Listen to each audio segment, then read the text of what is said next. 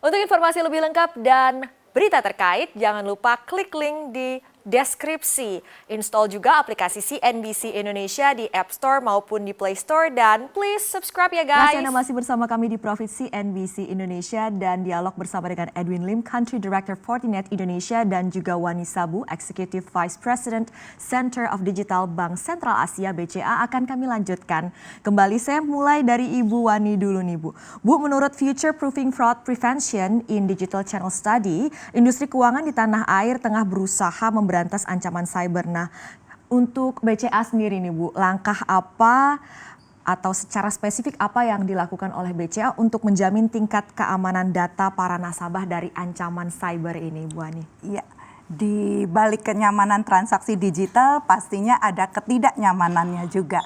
Dan di BCA sendiri 98% transaksi itu dilakukan secara digital. Jadi hanya 2% yang dilakukan di cabang. Jadi sedemikian besarnya transaksi digital. Oleh karena itu kami harus memastikan kepada nasabah kami bahwa jangan takut melakukan transaksi digital. Sehingga jika terjadi kerugian nasabah yang diakibatkan karena sistem BCA aplikasi, maka bank akan ganti 100%.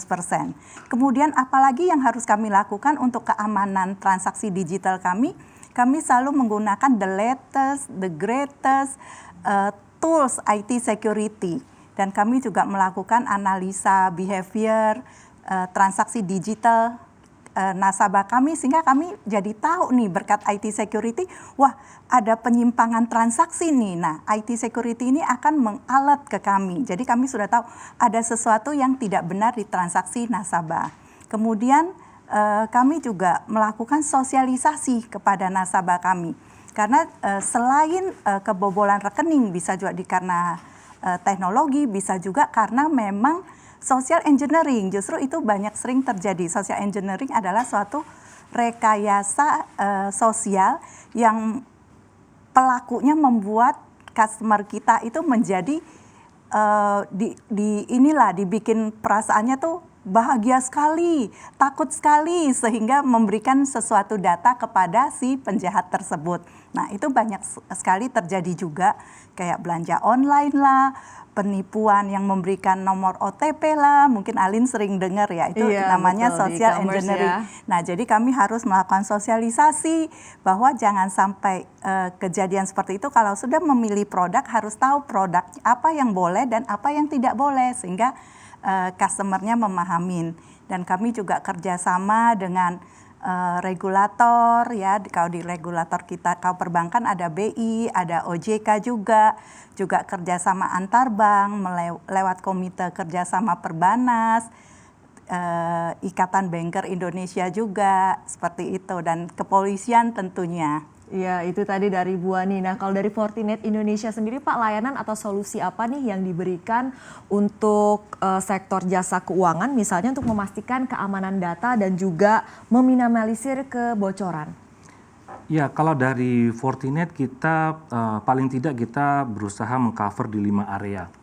Ya, area pertama adalah bagaimana kita bisa memberikan satu proteksi terhadap infrastruktur daripada trading. Jadi bagaimana perdagangan ataupun perputaran usaha di suatu customer tersebut itu dari segi infrastrukturnya itu ada faktor pengamanannya. Nah, yang kedua adalah bagaimana kita melakukan satu pengamanan di mana infrastruktur ini as a code. Jadi bagaimana infrastruktur ini bisa menjadikan satu cara. Tadi kan kalau Bu Ani bilang banyak kode-kode, ya banyak yang perlu kita lakukan seperti itu. Nah, itu pun juga menjadi satu area di mana kita harus proteksi. Nah, yang ketiga adalah juga kalau kita bicara mengenai digital banking, kita juga bicara mengenai banyak sekali konten ya, konten-konten yang ada dilakukan antara perusahaan maupun dengan pelanggannya. Nah, kita juga harus melakukan pengamanan konten di sana. Jadi bagaimana kita bisa memastikan bahwa konten-konten yang didistribusikan ataupun yang kita terima itu adalah konten-konten yang sudah bersih daripada catatan security tersebut. Nah, yang keempat adalah bahwa kita bicara mengenai bahwa sekarang banyak cabang. Ya, mungkin sekarang cabang sudah beralih kepada digital.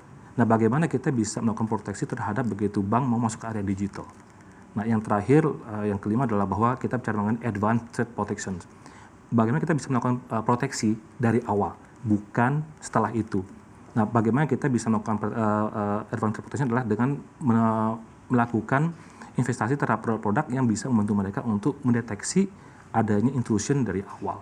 Nah, jadi poin-poin tersebut yang harus kita lakukan bagaimana kita bisa melakukan pengalaman di infrastruktur jasa keuangan. Iya, proteksi ini tentu juga tidak terlepas dari literasi ya Pak ya. Kalau kita lihat ini dalam beberapa tahun terakhir ini seperti apa sih Fortinet Indonesia melihat literasi atau baik masyarakat maupun klien di Indonesia ini terhadap keamanan cyber Pak? Ya, jadi kalau kita bicara mengenai literasi itu sangat penting sekali ya, sangat-sangat perlu sekali. Apalagi sekarang ketika kita masuk ke area yang boleh dibilang masih area pandemi sekarang seperti ini, di mana sekarang banyak sekali perusahaan-perusahaan ataupun individu yang melakukan sistem pekerjaan work from home atau sebagai istilahnya teleworkers, remote workers seperti itu.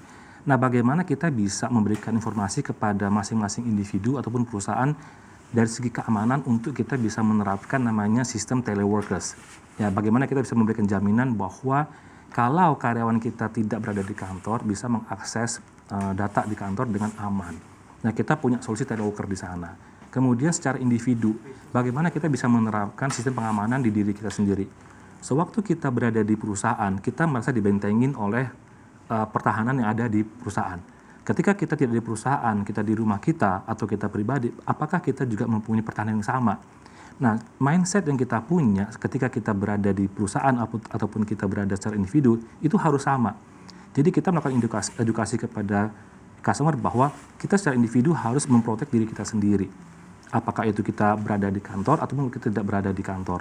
Jadi selain kita sebagai technology provider, kita juga melakukan satu edukasi yang cukup intensif kepada masyarakat, dan salah satu sesi pun juga seperti sekarang ini kita memberikan suatu informasi kepada masyarakat bahwa begitu pentingnya terhadap pengamanan diri sendiri dalam hal cyber. Ya begitu penting ya Pak. Nah kalau dalam 5 tahun ke depan bagaimana Fortinet ini melihat masa depan kebutuhan akan layanan perlindungan keamanan cyber di Indonesia, apakah akan meningkat pesat kalau menurut Anda? Ya, ini satu pertanyaan yang cukup bagus juga ya dari segi bisnis maupun dari segi sosial seperti itu. Nah, kalau kita bicara mengenai pertumbuhan security dari satu data yang kita dapatkan dari Frost & Sullivan, rata-rata pertumbuhan dari kebutuhan security di market itu secara global ataupun mungkin di Indonesia itu antara sekitar 15-20%. Ya, artinya apa? Artinya dari setiap tahun itu masih ada pertumbuhan yang cukup signifikan. Bagi teknologi untuk growth seperti 15-20% itu juga sudah cukup bagus. Kalau kita bisa lihat di sini bahwa ternyata memang kebutuhan itu tetap meningkat. Apalagi sekarang didorong dengan transformasi digital yang cukup masif ya, sehingga kita juga memberikan gambaran bahwa transformasi digital itu penting tapi harus secure transformasi digital. Bukan hanya transform aja tapi tidak menghilangkan security-nya. Jadi kalau kita bicara mengenai apakah ini masih menjanjikan di 5 tahun ke depan, ya pasti. Karena data pun menyatakan bahwa growth-nya masih ada di sana. Gitu. Iya, masih soal outlook nih. 3-5 tahun ke depan juga ini Ibu Wani, seberapa besar BCA menyiapkan anggaran IT khususnya untuk menjamin keamanan cyber? Oke, Alin, kalau digital, sampai 5 tahun ke depan kayaknya saya belum hitung ya. Jadi kalau untuk tahun ini dan tahun depan saja kami mempunyai budget di atas 5 triliun, ya sekitar 5 triliun untuk IT. 2 triliunnya adalah 5 triliun ini termasuk pembelian mesin ATM, pembelian CS digital dan lain-lainnya, tetapi kalau untuk tools, untuk IT security itu sekitar 2 triliun. Cuman Alina, kita harus lihat ini bukan cost, tapi ini adalah investasi. Untuk justru kita, kenapa mungkin terlihat besar 2 triliun hanya untuk tools gitu ya. Tapi ini adalah investasi kita supaya transaksinya itu semakin nyaman dan harus aman. Nah itu karena kita bank adalah bisnis kepercayaan, jadi kita memang harus meyakinkan bahwa transaksi kita itu aman. Tapi angka ini kemungkinan akan bertumbuh ya Bu dari tahun ke tahun? Oh iya, ini hanya untuk tahun ini dan tahun depan saja. Mungkin 5 tahun ke depan itu akan lebih, saya rasa pasti lebih karena transaksi digital semakin besar. Iya, seiring dengan membesarnya juga Betul. bisnisnya ya Bu. Nah kalau menurut Anda sendiri nih Pak Edwin Lim, sektor bisnis apa yang paling banyak membutuhkan layanan keamanan cyber? Oke, Kalau kita bicara mengenai keamanan cyber, sebenarnya itu mencakup semua sektor ya. Selama kita mempunyai satu konektivitas kepada internet, ya, dan kita mempunyai IP address, itu kita sudah masuk ke satu area di mana kita masuk kemungkinan bisa menjadi satu ancaman bagi kita sendiri. Nah, jadi selama kita terkoneksi, ya, kita harus waspada bahwa kita sudah mengekspos diri kita sendiri, baik secara sistem ataupun secara personal. Nah, kalau kita bicara mengenai sektor apa, kita bisa juga melihat bahwa pemerintah pun juga saat ini juga sangat cepat sekali dan juga sangat konsisten untuk melakukan investasi di area cyber security dan juga di area transformasi digital. Nah, dari BSSN sendiri itu sudah kita bisa lihat di berita-berita dari BSSN, mereka juga sudah menetapkan ada sekitar 10 sektor ya infrastruktur yang kritikal, yang bagaimana kita nyatakan bahwa kalau misalnya sektor tersebut terjadi terkompromis oleh satu ancaman, itu bisa menyebabkan satu ancaman bagi negara misalnya. Nah, ke-10 sektor tersebut adalah kalau kita bicara mengenai dari hal hukum, ya, kemudian kita bicara mengenai faktor keuangan, energi dan sumber daya mineral, ya, kita bicara mengenai ada kesehatan, ya, kemudian kita bicara mengenai pertanian, teknologi informasi seperti kita di sini. Nah, kemudian pertahanan, ya kan, layanan darurat dan juga sumber daya mineral atau air tadi seperti itu. Nah, itu adalah area-area 10 faktor yang menurut BSSN ini adalah satu sektor yang sangat kritikal. Artinya apa?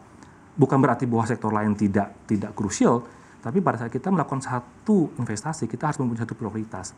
Nah, dari sektor-sektor inilah kita akan lakukan dulu, akan turun ke sektor lainnya, sehingga itu bisa mencakup semuanya. Oke, sekarang saya ke Ibu Wani lagi nih. Layanan keamanan apa saja sih yang dibutuhkan oleh BCA dari penyedia sistem keamanan cyber? Nah, tentunya transaksi digital ini pasti diiringin dengan cybercrime. Yang kita sering, cybercrime gitu ya, Alin. Nah, tentunya kami sangat membutuhkan IT security, ya, membutuhkan Pak Edwin ya untuk IT security. Kenapa? Karena untuk melindungi kami dari yang cybercrime tersebut. Karena kalau dulu penjahat mau mengambil uang kita, dia harus merampok kita. Atau malam-malam ke rumah kita mencuri uang kita. Di zaman digital, kita bisa tiba-tiba kehilangan uang tanpa kita ketahui. Nah, dengan IT security, ini bisa menjadi sebuah tindakan preventif. Karena bisa membaca transaksi yang anomali. Ini kok tidak pernah transaksi sebanyak begini, tapi kenapa nasabah ini terus-terusan transaksi? Bisa jadi nasabah ini sedang kena cybercrime. Nah, jadi kami memang membutuhkan IT security untuk membaca tren transaksi juga, dan selain itu juga membantu kami untuk bisnis. Bisnis kedepannya itu harusnya seperti apa sih? Nah, itu kami juga membutuhkan AI.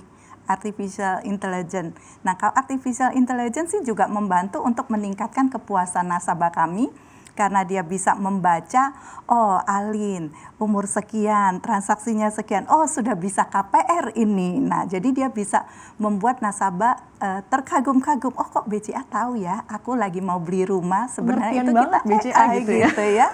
Nah, seperti itu. Jadi meningkatkan kepuasan nasabahnya kita juga.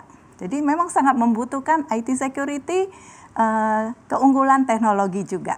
Ya, selain untuk perlindungan transaksi tadi, berarti juga bisa membantu untuk nge-boost bisnis juga ya? Ya, betul. Bu Wani. Oke, sekarang saya ke Pak Edwin lagi nih ya. Pak, bisa ditegaskan lagi bagaimana sih sebenarnya kode etik yang dijunjung atau dipegang oleh Fortinet Indonesia dalam menjaga keamanan cyber? Ya, kalau kita bergerak di area security ya, kita pasti bergerak di area yang sangat sensitif. Karena kita bicara mengenai bagaimana kita melakukan pengamanan dan kadang-kadang itu juga menyangkut data yang sangat sensitif dari satu perusahaan. Yang pasti dari Fortinet adalah bahwa ketika kita melakukan satu transaksi atau satu konsultasi terhadap customer kita melakukan melalui partner kita. Nah, kita juga mempunyai partner-partner yang mereka terdaftar dari sisi kita. Mereka tidak hanya bisa lakukan transaksi terhadap semua customer tanpa mereka menjadi partner terdaftar di Fortinet. Ketika mereka terdaftar di Fortinet, mereka di binding dengan satu regulasi, mereka harus mengikuti satu TNC yang cukup ketat. Nah, ketika kita juga misalnya masuk ke satu opportunity atau project dengan customer, banyak juga customer, misalnya contoh seperti BCA juga, misalnya harus melakukan NDA, artinya ada non-disclosure agreements. Nah, biasanya customer mereka juga akan menerapkan seperti itu.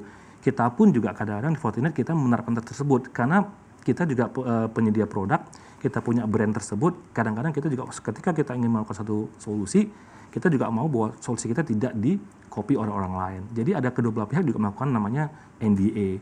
Nah, dengan NDA tersebut kita berharap bahwa ketika kedua belah pihak terlibat dalam hal seperti ini, masing-masing bisa menjaga kerahasiaan masing-masing. Nah, karena itu perlu sekali, tadi Alin benar sekali bahwa di dunia security tersebut, itu benar-benar kita sensitif sekali. Ya, karena kita melakukan konfigurasi, kita melakukan mungkin troubleshooting, kita melakukan implementasi yang berhubungan sama keamanan dari satu perusahaan. Nah, kita juga menyarankan bahwa apabila satu implementasi sudah selesai, kita berharap customer harus own aksesnya. Jadi akses tersebut jangan diberikan kepada partner kita atau mungkin ke Fortinet. Ya, customer harus own access di sana seperti itu. Nah, apabila dibutuhkan, baru dikasih ke kita, mungkin apakah kita perlu melakukan pengecekan, itu baru dikasih. Tapi kalau untuk daily activity, customer harus pegang teguh bahwa mereka yang harus pegang itu data, tidak boleh diekspos kemana-mana. Oke, Gitu. terakhir Pak, singkat saja komitmen dari Fortinet untuk keamanan cyber. Ya, kita sangat berkomit sekali di area cyber karena Fortinet adalah perusahaan yang bergerak di teknologi security. Tadi Bu Ani bilang mengenai AI. Ya, kita juga sudah menerapkan AI. Bahkan Fortinet adalah satu perusahaan teknologi yang sekarang sangat fokus di security dan juga kita menerapkan AI. Karena kenapa? Karena kejahatan pun juga menggunakan teknologi.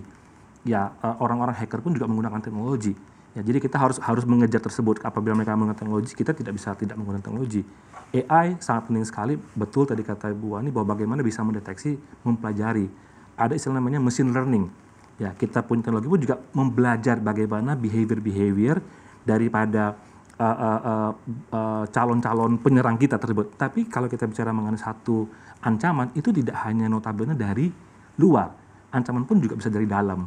Nah, jadi kita benar-benar berkomitmen bahwa ketika kita menjaga keamanan adalah keamanan yang menyeluruh baik dari eksternal maupun dari internal. Oke, terima kasih Pak Edwin Lim dan juga Ibu Wani Sabu sudah bergabung bersama kami di Profit CNBC Indonesia.